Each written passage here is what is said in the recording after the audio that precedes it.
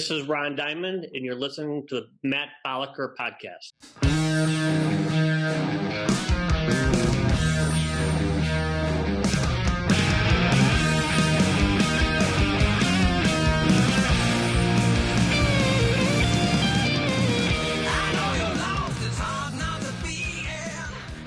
Good day, fine people out there. Thank you once again for tuning into the Matt Balaker podcast. It warms my heart so much. Please encourage your friends, your casual acquaintances to like, subscribe, and share. One of the more pleasant unintended consequences of launching the show was all the love we've gotten in the Chicago area. Our first guest was Carol Roth. She's fantastic. We've had Max Rice. And today's guest continues that tradition of badass guests on the Matt Balaker podcast. He's a longtime investor and entrepreneur. He's the founder of Diamond Wealth.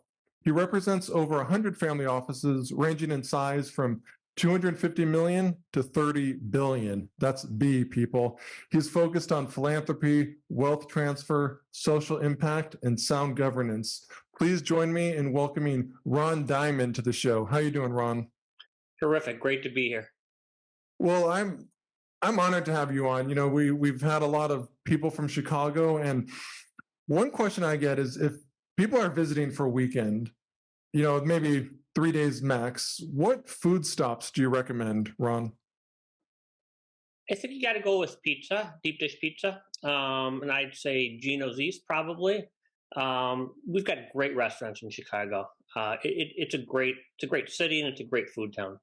I think it has a strong case, maybe the strongest case for the best food town in America. And I say that without hesitation. So, you know, there's not just pizza, there's, you know, good street food, good fancy food. Well, it really runs the spectrum. Particularly if you're a carnivore, it's the place to be. Yeah, not always great for the waistline. I've been to a lot of family gatherings where I think we spent 8 hours eating, and it's a lot of fun, but yeah, then I got to come back and get back on the bike. So I'm really glad you're joining us, Ron, because you have a really cool story. And we share one thing in common. That's we're both econ majors. You graduated from Northwestern, but I'm curious, what motivated you to study economics? They didn't have a business school at Northwestern, and that was the closest thing they had. I had a similar story. I was at UCLA. They had like a management minor, which was the closest thing. So econ is, you know, it's fairly theoretical, and obviously you've applied it in various aspects. But what are some of the important concepts, I guess, you gleaned from studying economics that you've used in your career? I think I look at the world more through a macro lens, from a macroeconomic lens. And I think it's very hard to do things from a micro standpoint. So it's really helped me, I think, just look at things, be able to take a step back and kind of see the forest through the trees. That's smart. I've heard the saying, if you focus on the long term, the short term will take care of itself. So you finish college, and then what is your first job after Northwestern? I had the best job in the world. I got a job at Drexel Burnham, and Drexel was when Drexel was in its heyday, 1987. And I remember I was there for 2 years, and it was a phenomenal place with incredible people. But I vividly remember when Fred Joseph was the CEO for Drexel, I was in the room when he announced that they're going bankrupt. And this was because Rudy Giuliani there's a whole backstory to it. And I was 24 years old. I didn't really have any stock options. I didn't really lose much other than a good job. Mm-hmm. But I'm watching people in their 60s and 70s, and I vividly remember it. I could remember who I was next to. I could remember, and I would say almost half of the men, and it was predominantly men in the room, were literally weeping. And most of them, not all of them, but most of them had lost 100% of or most of their money because they had all their money in Drexel stock. And oh, wow. So it was a surreal moment, but my takeaway from that and how it's driven me going forward was that I would always be loyal to people, but I would never be loyal to a company. because I thought that the way this was handled was not right. And that's why I started my own company. Well, I mean, that's a very important lesson, and you learned it so young. I mean, decades later, lots of people change jobs every few years, but in the 70s, 80s, and 90s, it was not uncommon to work at one place essentially your whole career. And so you saw these people suffering, and then you created your own path kind of after that. So please share with us what was your next venture after Drexel? I came back to Chicago. My father, who was very close with, got sick, and I moved back to Chicago. And I started a hedge fund. So I started in 1990, which was relatively early in the hedge fund space. Oh, yeah, for sure. So it was really interesting times. And, we ran about 250 million. We were good stock pickers. We had a lot of tailwind behind us. In the 90s, it wasn't that challenging to make money if you were, pretty good stock picker. So we definitely had an element of luck behind what we did, the timing. If I had run my fund from 2005 through 2012, I'd have gotten wiped out. So sometimes timing is everything. Timing is really everything. And we never had huge returns. We never had, had the 50, 60% returns, but we beat the S&P every year for 10 out of 10 years. So our clients were, happy. And as a result of that, they didn't call them back when I ran it. They didn't call them family offices, which is the world I'm in now. They just called them rich people. So I had a bunch of rich people who are now called family offices. And that's how I entered the family office world. Very, very cool. And I want to rewind just a bit, Ron, because you said it in such an unassuming manner. Your fund, and is this Pinnacle Capital? Correct. That you're discussing, beat the S&P 500 10 years in a row. I mean, that's almost like saying I beat Michael Jordan 9 times in a row one-on-one. I mean, the S&P is kind of what but the benchmark where people are judged. Having said that, it was a very unique time, though. I mean, we were good at what we did, but it was also a unique time. And, there's no way I could have done it now. There's no way I could have done it in a different time. So there was a confluence of events that happened. But yeah, we had a good track record. And, if the market's up 7% and we're up 8.5%, our clients are really happy. Yeah, they're really happy because they feel like you're giving them value, you're giving them alpha. And I want to learn a little bit more about the origination of Pinnacle, because you were working at Drexel, which went under, but still it was a big firm. You became an entrepreneur, or maybe you always were. What kind of motivated you to start your own fund versus just work for someone else? The collapse of Drexel. I had no intention on starting my own company, but I was so, I was 24, so you look at things through a different lens when you're younger. But I was really ticked off, and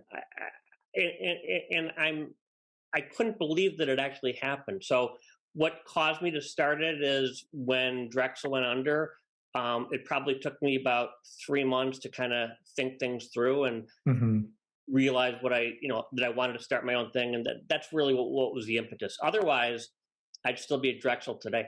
Right. Well, starting a hedge fund is not like a lemonade stand. I mean, there's a lot of regulation. There's a lot of money. There's a lot of just learning. What were some of the steps you took to launch your own fund? It's actually not as complicated as people make it out to be. I mean, you basically, if you find people who think you're fairly good at what you do and they trust you, and they'll invest money with you. And if you do well, they'll invest more money with you. So it was, we had some proprietary models that, but they were predicated on the market going up, which it did. So, a hedge fund, people used to think in the 90s that a hedge fund's great because you can make money in an up market or down market. Right. I would have gotten killed if the market went down. But we had the market going up. So, it was a fascinating time. And again, it was very early in the hedge fund days. And it was just, it was a great opportunity to really learn an industry as it's developing. Nice. So you parlayed the knowledge from Pinnacle to join or meet up with these wealthy people, but now you've called them family offices. So for people unfamiliar with the family office structure or the family office world, can you enlighten us a bit, Ron? Well, don't ask me what a family office is. I will not do that, I promise. It's interesting. So you hear the term family office, everybody hears the term, and it's used and misused in so many different ways. To me, I gave a keynote at Stanford about 5 years ago, and I had $5 billion families on the panel. And I asked them, what is a family office and why did you start it? Just a simple question. And I had 5 completely different answers. And the interesting thing is none of them were wrong and none of them were right. There is no specific answer. So, right now, there's roughly 17,000 hedge funds in the world, ballpark. It has about $10 trillion in capital. And then you combine that with the fact that over the next 15 years, you're going to see the largest transfer of wealth ever from the baby boomers to the next gen. So you've got $65 trillion coming downstream. So this industry, which is $10 trillion, is going to get exponentially larger. And right now, in general, family offices are very inefficient in general, very fragmented and very siloed. This is starting to change and it will continue to change. But, we're only, in my opinion, in the second, maybe the third inning in the evolution of family offices. So what are some of the winds of change you see on the horizon? Well, I think it all comes back to alignment of interest. So when I started my career in the mid-'80s, which is right when private equity and venture capital kind of took off. And if you think about it, if you're running a company and you've got to report to a guy like me every 90 days, it's a hard way to run a business because you're managing earnings, right? You're worried about what's going to happen or how everything's going to look, and that was the problem with public companies. So when private equity and venture capital took off, it took off because it made a lot of sense. The interests were aligned. Basically, the model was 2% to cover your overhead, and 20% I'll make money only if or when you make money. So it was a better model. The problem is that in many ways, it's been bastardized. And right now, the private equity and venture capital industry, again, I'm generalizing, has become an AUM game. And what should be a $300 million fund becomes a $3 billion fund. And I'll give you one quick example. Please. I had a real good friend who had a great track record. He rolled up some logistics companies, needed $150 million, went to a placement agent in New York, said he needed $150 million. Great track record. Placement agent says, congratulations. After 2 weeks, got him $500 million. My friend says, terrific. I just need 150 and we'll get started. The placement agent, and this is only somebody from New York, but physically came over to his house and wrote down 2% of 500 million equals X and 2% of 150 million equals Y. What am I missing? And my friend scratched his head. He goes, here's what you're missing. If I do what you want me to do, there won't be a fund 2 because I can't deploy 500 million efficiently. I can only deploy 150. That's a microcosm, in my opinion, of what's happening to the to the private equity and venture capital industries. Yeah, you bring up a good point. I remember, this was about 12, 14 years ago when I was much younger and knew everything.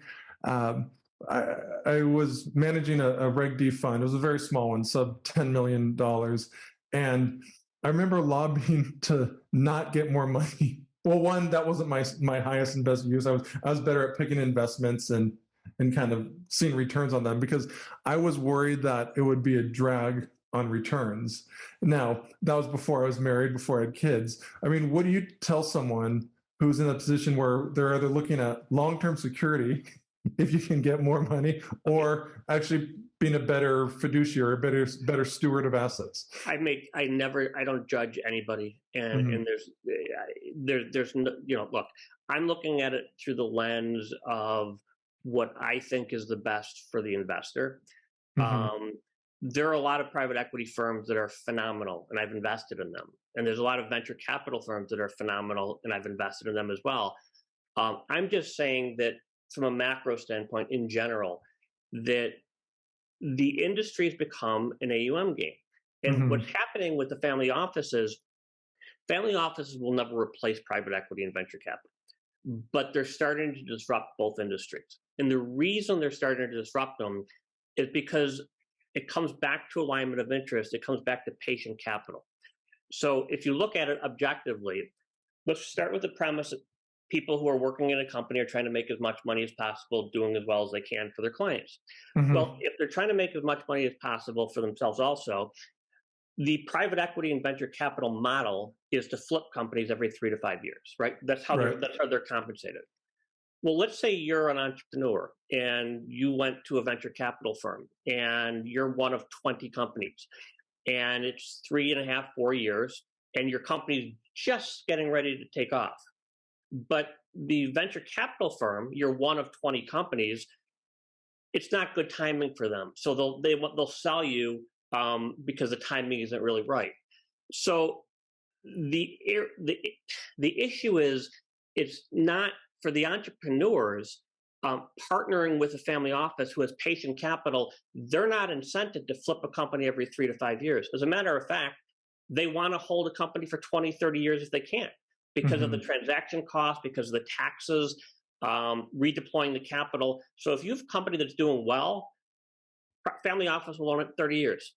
There's no chance that a venture capital or private equity firm would own it that long. Not even close. No, not even close. And I know you've written, and you just mentioned patient capital, and you've referred to it as a competitive advantage, and that thinking kind of long-term gives you arbitrage. Can you elaborate on that, Ron? It gives you an advantage because looking at it through the lens of investing, right? If the model for private equity and venture capital is you're going to turn money over a certain period of time, 3 years, 5 years, 7 years, and you constantly have to turn that money over, because in order to compensate the people who work for these private equity and venture capital firms, they need to be compensated. So the interests, in my opinion, are not perfectly aligned with the client. To me, family offices, it's a much better alignment of interest with clients, because they're not trying to sell it every 3 to 5 years to make more money so their partners can make more money. They're actually better partners. And in general, family offices are really good at operations. And to me, a lot of private equity and venture capital, not all, but a lot, it's financial engineering. So it's not challenging to make money in a company if you financially engineer it. To really create alpha, in my opinion, you need to operate it. And family offices, A, have patient capital, B, can operate companies, and C, look at you as a partner. And that's really what's ideal with family offices. Yeah, they operate companies, they look at you as a partner. And then I think another advantage, and please correct me if I'm wrong, is they're not going to redeem. If you have limited partners and you have a fund model, you're always at the risk of a major redemption. If you're at the family office, I mean, they can't, for the most part, just leave the family. Go ahead. I mean, that's fair. I mean, in general, look, families, if they're going to invest in an individual, if a private equity or venture capital firm invests in an individual, typically they're going to want to know what's your 1, 3, 5 year track record, what's your biggest drawdown, what's the delta, and they're going to want to know all these statistics. Contrast it with a family office, and again, I'm generalizing. Family office is the first, second, and third thing they want to know is, can I trust this person? Yeah. And then the fourth thing, once they feel comfortable with them, is tell me your background, tell me your track record, tell me your strategy. It's flipped and again, it's nuanced, but it makes a big difference. And I think that a lot of the reason family offices were created, I mean, think about it. You've got 17,000 family offices ballpark in the world. Mm-hmm. Half of those were created since 2000, and half of those were created since the crash. So this is a relatively new, a very new industry. Very new, yeah. And as a result of that, what happened was there was a lot of backlash in 2008 and 2009 when the market tanked. And hedge funds. I run a hedge fund. I had the ability to put up gates. Well, I know what that means. Mm-hmm. I mean, my clients couldn't sell. Well, most people didn't understand what that was. And part of the reason there's such a growth in family offices, in my opinion, is there was a backlash against Wall Street because Mm-hmm. many families who had a lot of money felt that their interests weren't necessarily aligned. And that's really what propelled it. And then if you look at it from a family office perspective, you started with the companies, the huge companies, the wirehouses. And then on top of that, you had the RIAs. The RIA is a better model because they're fiduciaries, and Mm-hmm. they're not. If they're trying to show a product, they're not incented to sell a particular product any more than anybody else. But wirehouses typically want to sell their own product. Right. On top of the RIAs, multifamily offices were the next iteration, and basically all that is RIAs that looked at the world from a holistic lens, not just creating alpha, but also estate planning, wealth transfer, children, all of the governance things, and that's where there's been huge growth. Yeah, I think you hit on an important point about discussing RAs and their fiduciaries. And fiduciary, I think it's Latin, it really means trust. And you mentioned the importance of trust when it comes to family offices. But if in your case, you were new to the game. Obviously now you've been in it for a long time and you've developed a track record of trust. But how did you convince people initially that you're a trustworthy partner? Well, I think to answer that, the guy that I use as my accountant is a guy named Saul, right? And Saul is a super accountant and works for a really good firm. Good job, Saul. I'm sure there are accountants just as good as Saul, maybe even better. But why I choose to work with Saul and have worked with him for 25 years, if I'm close to the deadline for taxes, he gets more stressed out than me. I have to calm him down. So if you think about it, if you've got somebody that's that interested and concerned about you, that's somebody I want to be in business with. So I think that it probably came across, I'm not going to make money in everything that I do, but I will certainly work really hard. I will certainly try. And, I think just, many people said no when I asked them to invest, but it's a law of large numbers. And ultimately we had enough to start a fund. So I just think I think the main thing is just being authentic. I mean, I'm not the smartest guy in the room. I always try to surround myself with people that are smarter than me, and I delegate. And that's pretty much how I built my business. Yeah, I mean, I think authenticity is probably the most underrated aspect of just any successful business person, or just maybe any person in general.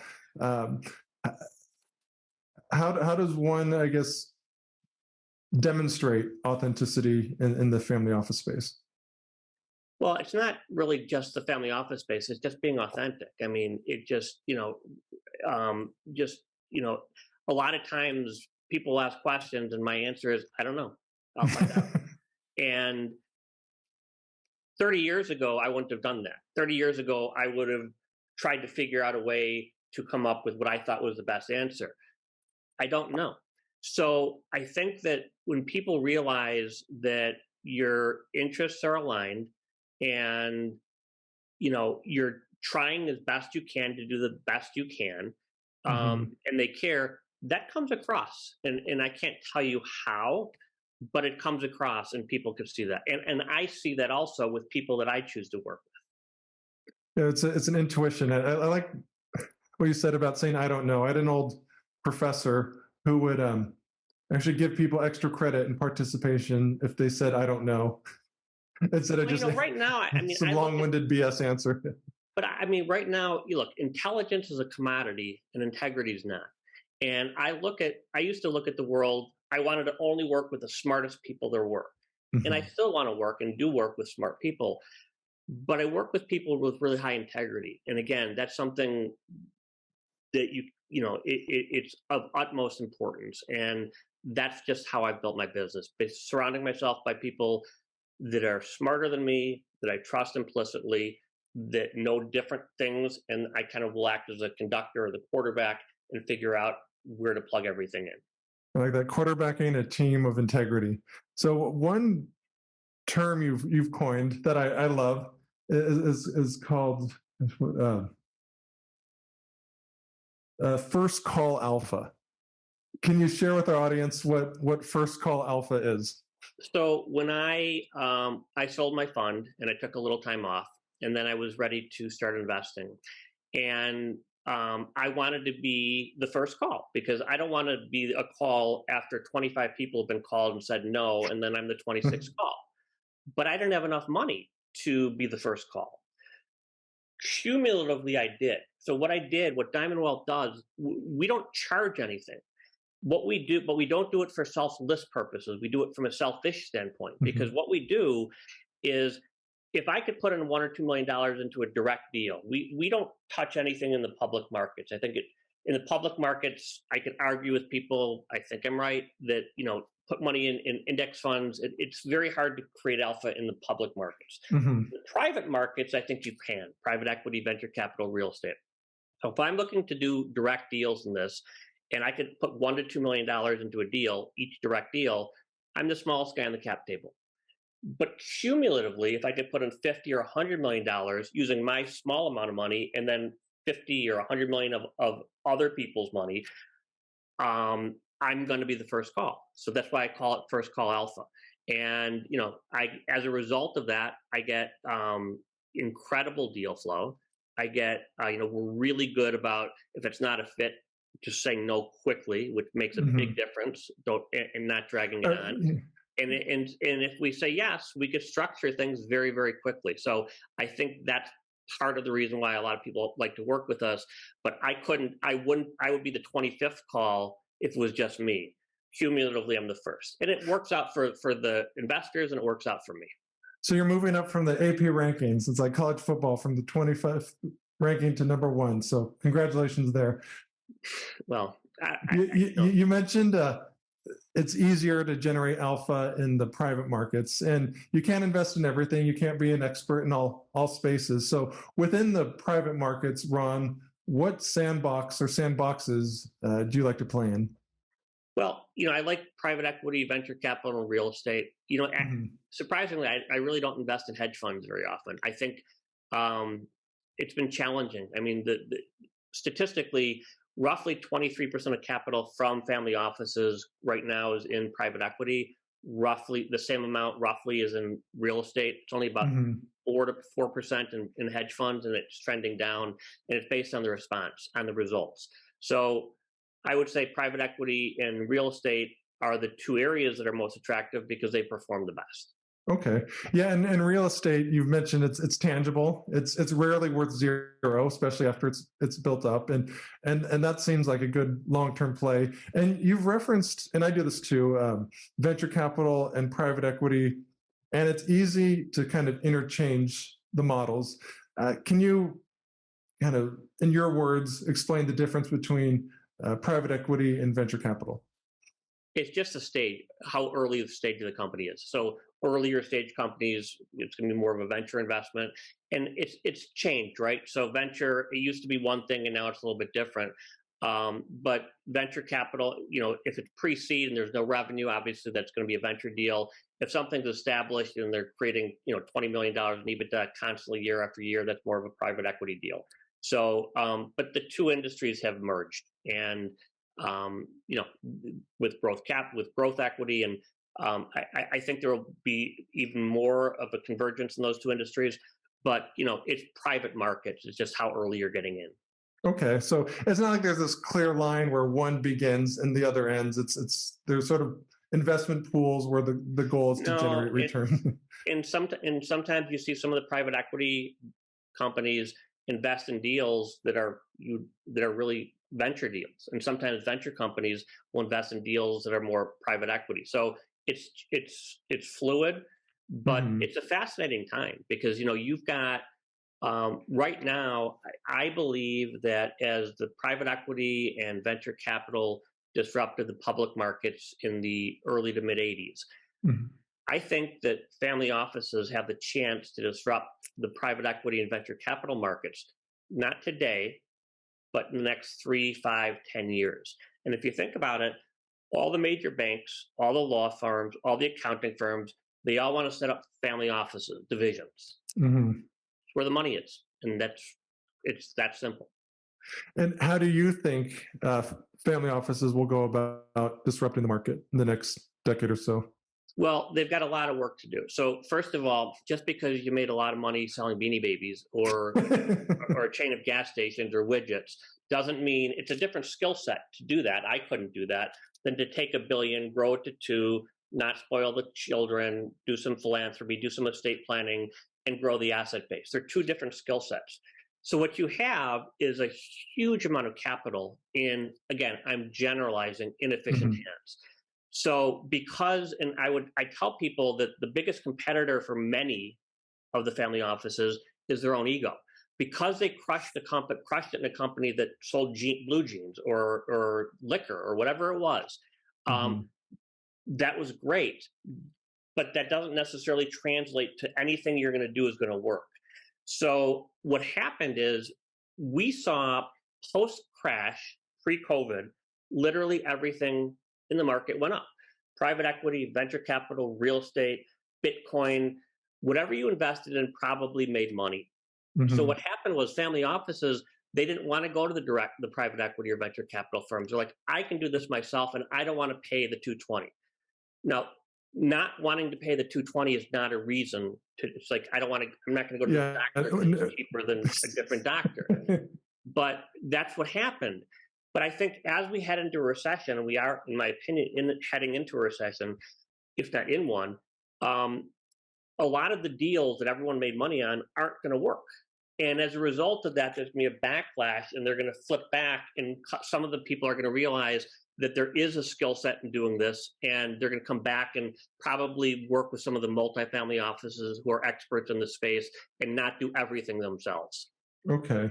Yeah, you mentioned another important point about being in the midst of a recession and kind of depending on how they change the definition of it, whether in one or knocking on the door to one. Assuming we are, and we're going to have some kind of difficult times ahead of us. Broadly speaking, Ron, how do investment strategies change during recessionary periods? Well, again, it goes back to, in an ideal world, you look at everything through the lens of the long term. Nobody's smart enough, or very few people are smart enough to make money trading. I know some people who can do it, but it's very challenging to do. But I remember there was Jeff Bezos had a quote, and he said, there's a ton of companies that look at everything through a 3 to 5 year lens, right? Life cycle. If you could extend that and look at things through a 7 or 10 year lens, you're now competing with a lot fewer people, right? And as a result of that, you can really do well. So I think that it depends on your time frame. So do I think the market's going to go down? Probably. I'm not smart enough to know before it goes back up. But do I think in the next 7 years the market will be up substantially from where it is today? Absolutely. Yeah, and family offices are still, and you mentioned this, they're still run by humans, and it's hard to put money to work when you think the near term it'll go down, or there's like just less of an opportunity for it to increase. How would you coach kind of reluctant investment committees within family offices, during a time of recession? Don't subscribe to cable, so you can't watch CNBC on TV. That's just good for a happier life. But go ahead. It's the worst thing you could possibly do. and try to look at things from through the lens of how this is going to be impacted in the next 5-7 years. Nobody can pick. What's fascinating is the market's down a couple hundred points today, and you're going to have some brilliant analysts talk about afterward why the market was down. Well, interest rates have gone up so quickly, and you've got inflation and all these different factors, and you've got brilliant people explaining it. But what you really need is people before it, right? What's going to happen? And it's very hard to predict what's going to happen short term. I think if you look at trends, it's easier to predict what's going to happen long term. So if you look at like a demographic, like our country is getting older, right? We've got 10,000 people turning 65 every single day. So if you look at senior housing as sort of like a trend, I don't know how that does today or tomorrow or next year or in 2 years. I just think that in 10 years, there's going to be a big market for that cohort of people. So that's what I try to look at is trends in ways where you could look at it from a macro standpoint. That's smart. Yeah, almost like a demographic approach. You're not just looking at earnings. You're looking at population shifts. And you started, earlier in this program, you mentioned that there's going to be a generational wealth shift from the baby boomers to Gen X, millennials, et cetera. For the people who are either starting their career or mid-career, how should that influence, some of the choices they make, assuming they want to, benefit from this wealth transfer? Well, if they're trying to get into the industry, that would mean focusing on the next gen, right? So it's not just the matriarch or patriarch who have the money right now. It's spending time and focusing on people who are the children, people in the 20s, 30s, and 40s who are going to be inheriting the money, and figuring out ways to develop relationships with them if you're going to stay in the financial industry. That's the easiest way to do it. Okay. And so many of us, and I'm guilty of this, we send text messages or very brief emails, but Ron, you've spoken about the importance of handwritten notes. How has the old-fashioned pen and paper helped you? Well, look, they're now 19 and 21, beautiful daughters, and they live, this phone, in my opinion, is going to be smoking for this generation. It's horrible for them. And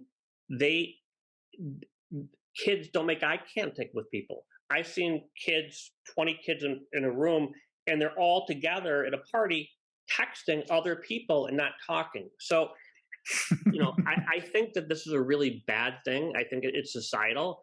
But I do think that you're going to have a backlash against this. And I can just tell you that these phones, getting this instant information is so bad for the kids in general. We took a vacation to the Grand Canyon, and there was a family that all they wanted to do was take selfies of themselves in front of the Grand Canyon. And I'm just thinking about, and again, well, actually, in this case, I am judging them. I'm basically just enjoy the Grand Canyon. So if your friend doesn't see a great picture of it, that's okay. If it's not on social media, it doesn't happen. I think that it's a big problem, and it's going to get. I think there's a lot of unintended consequences with social media. And I do think that this will be the smoking of this generation, and I think there's going to be a lot of psychological backlash.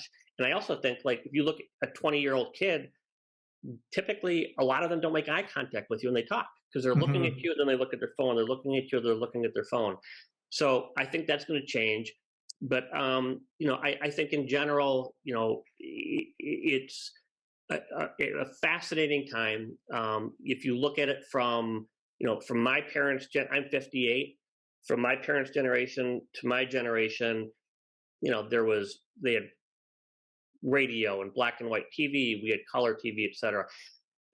The change between my generation and my children's generation, you've never seen a bigger change ever. You can go back all the way to the Industrial Revolution, and you've never seen anything go back. When I would do a report, the first thing I would do is look up Encyclopedia Britannica. Anybody under 50 won't know what the Encyclopedia Britannica is.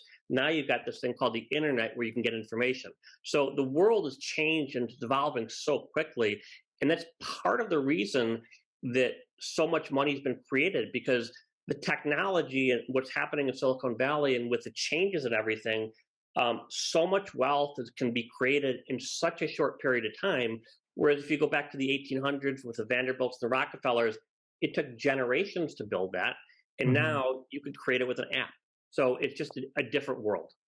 It is a different world. And sometimes when we're in a different world, it's good to go back a few decades or maybe a century or two and go old school and write a letter or use ink, do so, or even pick up the phone. I know that we've gotten very used to electronic communications, but sometimes calling someone is a way to kind of differentiate yourself. When I started my hedge fund, the largest client that I had, I really wanted to have him as a client, and I wrote him like a 2-page note. And I really thought, why? Now there are people who are more experienced and different than I was, but I really wanted it, and I wrote, and he ended up going with me. I think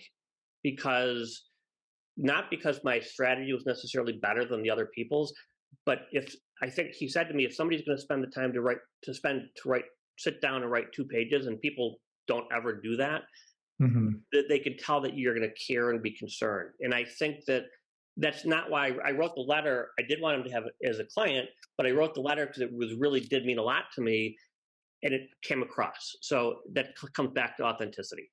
That's a great way of demonstrating that that you'll likely be a good steward.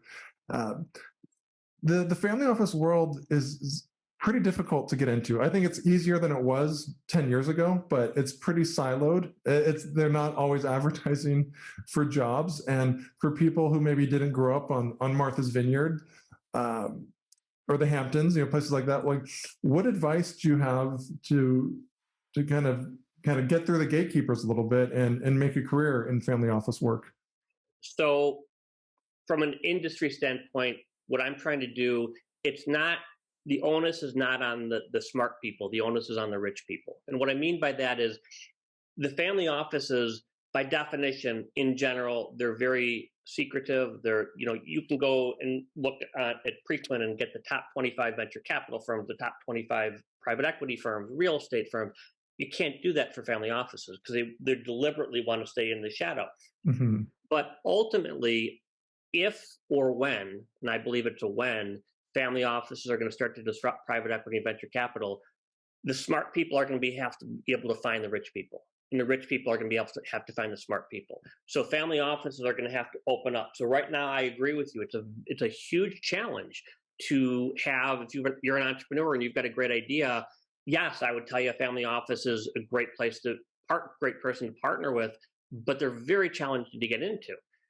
I think what's going to happen is that's going to change slowly, and then family offices will open up and talk about what they do, what they look for, what their skill sets are, where they're strong, what they're looking for in investors or investments. And I think that's going to change. So I think that the onus is on the family office, not on the individual looking to get into the family office. Okay, that's a good lesson. And family offices usually come to be due to some sort of liquidity event, like there's a product or company that started. What are some examples you've seen where there are these kind of generational wealth creations? Well, first of all, for family, one of the interesting things is a lot of people, they'll have family offices. And one of the questions that I'm often asked when I give speeches or talk to different firms is, how much money do you need to have a family office? And there's no right answer.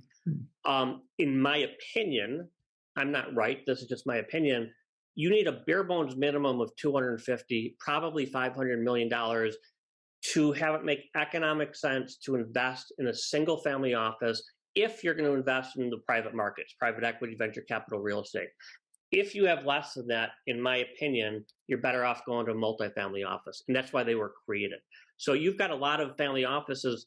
And again, I make no judgment. You could have $50 million, and that's a ton of money, but it's not enough to have a single family office. You do whatever you want to do, but I could show you statistics. I could do it on paper, mathematically, why it's better in that case to work with a multifamily office. So rather than paying for your own accountant, you share the accountant with 20 people. Rather than paying for your own attorney, you're sharing it. So I think the growth in my industry has been big, but the real growth has been in the multifamily office industry. Yeah, it caters to 10 to 200 million. Consolidated overhead. It makes sense. So you had the opportunity to work with incredibly wealthy people. I asked my friend Catherine Hill Ritchie, who's a family office professional herself, what are some of the lessons or just things you've gleaned from working with billionaires? The biggest one, there's not a direct correlation between wealth and happiness and success. And if there were, I would just tell everyone, go out and make as much money as you can. But I've seen a lot of miserable billionaires, and I see a lot of people who don't have, nearly as much. And a lot of it, I think, has to do with gratitude and kind of how you look at the world. And so I don't look at it necessarily. I look at it more holistically. And I just think that, we're so fortunate in general, and, count your blessings. But gratitude is a huge part of my life. My daughter, who was 9 years old at the time, we have a thing at our house where if you call 3 times, that's an emergency. No matter what happens, I'm going to pick up the phone. I'm in a meeting with a large family office and I get 3 calls. I had to excuse myself. I don't know if she's in the hospital. And she said, Daddy, what are the 5 most important things in life? And I'm like, what happened? She's like, no, that's the question. Like, this is not an emergency, so we'll go back. I came back that night and I said, what was that all about? And she said, well, it was an assignment that I needed to do. And so I needed help. I'm like, that's not an emergency.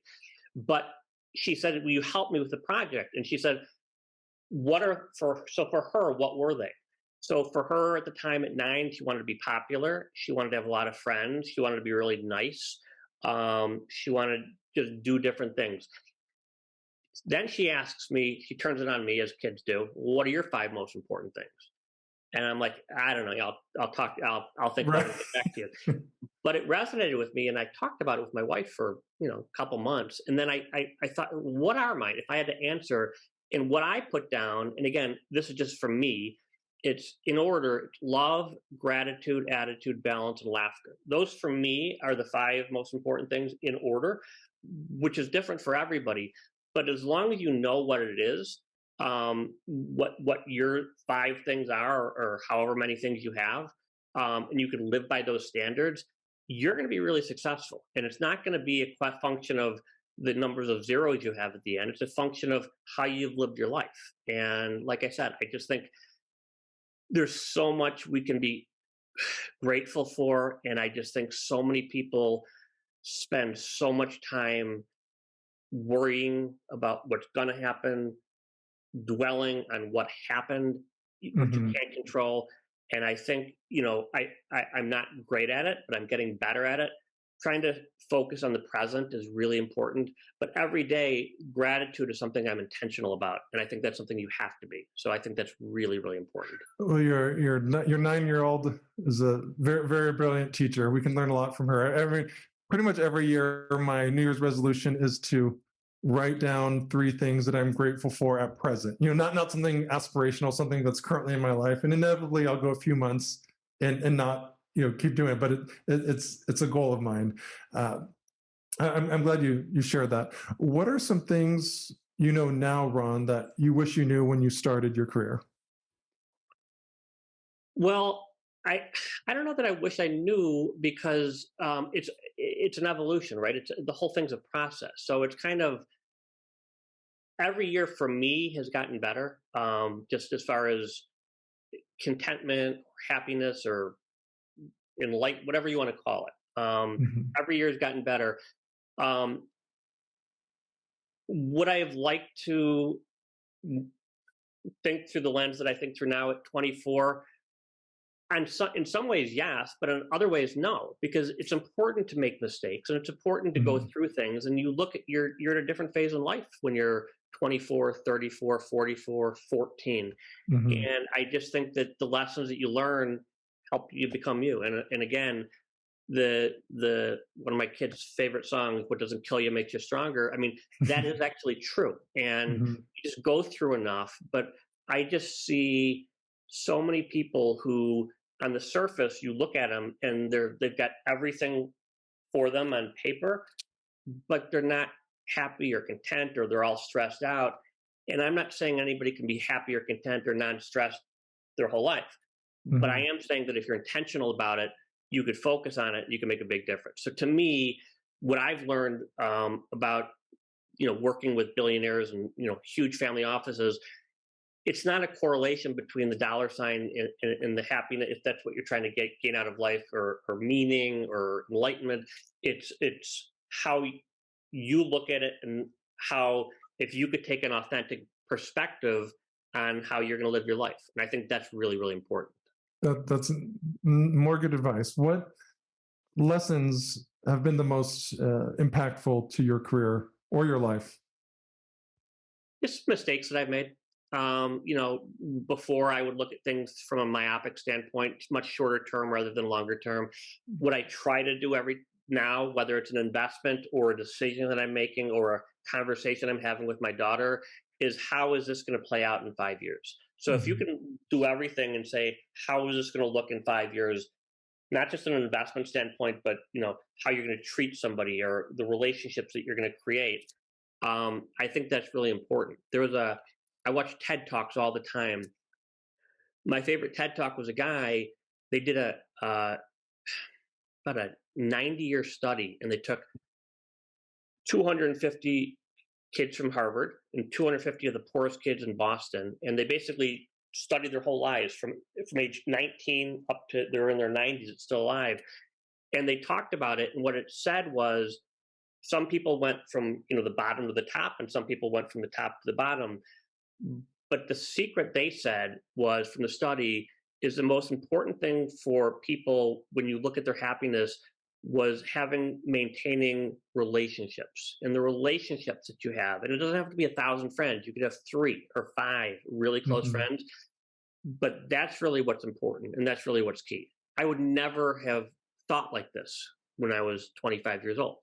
But having said that, I'm glad that I didn't, and now I'm glad that I do. So I just think it's important, the most important thing we all have, whether it's a relationship with our family or a relationship with your friends, people at work, whatever, that's everything. And that's critical. The people along the way.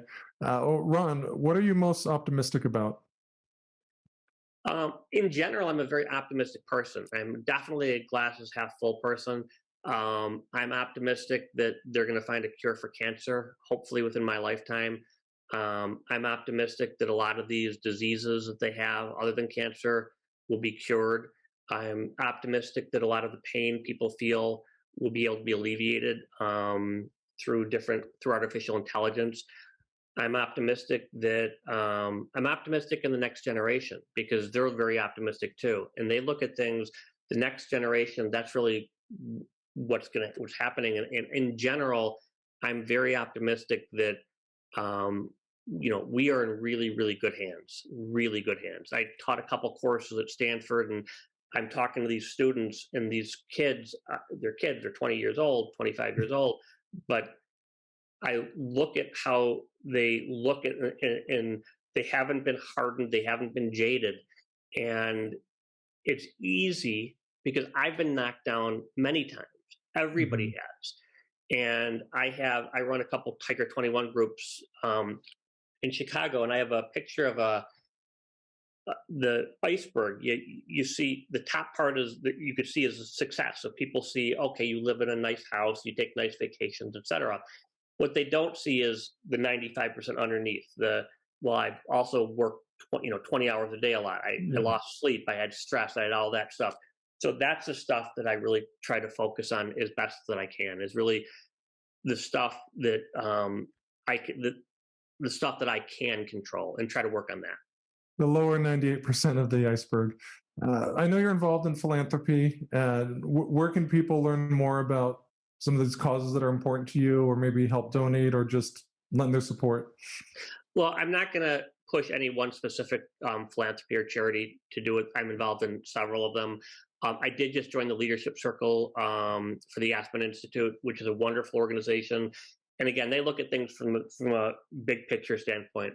So if you look at it, my North Star, So my father died at 57 of prostate cancer, and I loved him more than anything in the world. My first boss was Michael Milken. Michael Milken, when he went to jail, developed prostate cancer. And when he got out, rather than giving $500 million to the American Cancer Society, he built it like a VC firm. He put $250,000 into this crazy idea, $2 million here, $400. And because of him, you and I will die with, but not of, prostate cancer if we live long enough. Mm-hmm. And then you look at like what Bill Gates did for the vaccines, you could argue he did more than the US government. Mm-hmm. So I don't think that what I'm really optimistic and why I love the industry and my North Star, I don't think you could run a philanthropy or a charity like a business, exactly like a business, but I think you could run it more business-like. So if you could take the minds like Michael Milken, who was doing it to try to, for himself, and he looked at it more from a business standpoint, that's really what makes me the most optimistic. There's a good friend of mine, his name is Pete Cadens, and he's a member of my Tiger 21 group, and he was an Aspen fellow. He sold a company, a cannabis company, for a lot of money. And he started his whole thing was homelessness was always important to him since he was like 8 years old. Wow. So he started so rather than just donating $20 million to this, what he did, he's running it not exactly, but much more like a business. It's called Hope Chicago. And because of him, they're trying to raise $1 billion. They were featured on 60 Minutes about 2 months ago. It's hopechicago.com, I think, is the organization. But what's fascinating is there could be people who are just as well-intentioned as Pete, but they're not going to be as effective as him because he's using his entrepreneurial mind, his business mind, and using it for charity. And I think, to me, that's the North Star. You've got all of these family offices who have these, tremendous amounts of wealth, but they're also brilliant business people. And if they could solve some of these big world problems, it could be poverty, it could be climate, it doesn't matter what it is, but using more of a business set, that to me is my North Star, and that's why I'm so optimistic. Because I see the family offices, at least that we work with, in general, they're mostly all very philanthropic, and some of them are doing it, but they're scaling it in a way which makes it much more efficient, and that's great. Ron Diamond, I am now 38% more optimistic. So thank you so much. Thank you for joining us today. I really appreciate it. Thank you for your time. Thank you for listening to this episode of the Matt Balaker podcast. To learn more, please check out mattbalaker.com and encourage your friends to like, subscribe, and share. Really appreciate it.